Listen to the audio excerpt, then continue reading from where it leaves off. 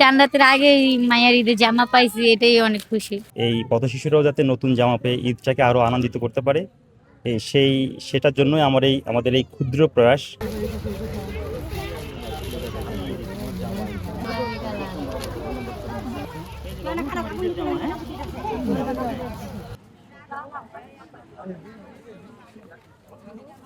এই যে জামা পাইছি মাইয়ার, ভালো লাগতেছে।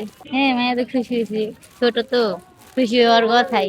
না, এটা ছাড়া কিনি নাই, বলছিলাম চান্দাতে কিনবো, চান্দাতে একটু কম দাম থাকবো, চান্দাতে কিনবো। হন চার রাতের আগে মায়ের ঈদে জামা পাইছি, এটাই অনেক খুশি। নিজের জন্য না, নিজের জন্য কিছু কেনাকাটা করি নাই কখনো।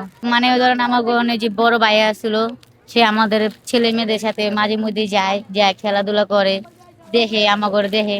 পরে ওদিন উনি জায়গা করে বলতেছে যে এক বড় ভাই জামা কাপড় দিব।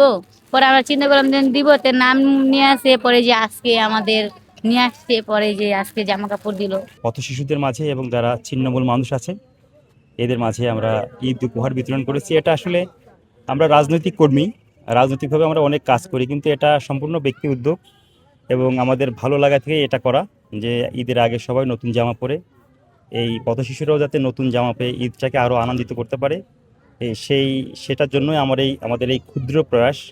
আমরা আমাদের ব্যক্তিগত জায়গা থেকে এটা চেষ্টা করেছি একটু একটু হলেও ঈদের আনন্দর মাত্রা এদের সাথে যোগ করার জন্য, যেটা ভালো সম্পূর্ণই নিজের ভালো লাগা থেকে এই কাজটি করা। আমরা প্রতি বছরই চেষ্টা করি, এবারও আমাদের এই ক্ষুদ্র প্রচেষ্টা আমাদের এই পথশিশুদের জন্য।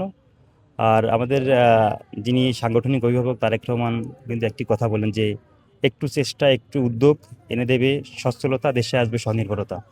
আমরা শুধুমাত্র সরকারি নয়, প্রত্যেকের ব্যক্তিগত জায়গা থেকে এই ছিন্নমূল মানুষের পিছনে দাঁড়ানো উচিত, তার পাশে থাকা উচিত। ব্যক্তির জায়গা থেকে যদি সবাই একটু একটু করে আমরা কাজ করি, তাহলে আমাদের সমাজটা আরও সুন্দরভাবে ভালোভাবে এগিয়ে যাবে। আমরা সকলে মিলে সমাজ উন্নয়নে আরও সামনের দিকে আরও সুন্দরভাবে যাতে এগিয়ে যেতে পারি, সেই প্রত্যাশা করছি আজকের এই আমার প্রিয় প্রাঙ্গণ সলিমুল্লাহ মুসলিম হল প্রাঙ্গণ থেকে। আমাদের এটাই প্রত্যাশা, আমাদের ক্ষুদ্র ক্ষুদ্র সুন্দর কাজের মাধ্যমে আমাদের সমাজটা সামনের দিকে আরও সুন্দরভাবে পরিচালিত হবে। আমরা সেই প্রচেষ্টা রাখবো ইনশাআল্লাহ।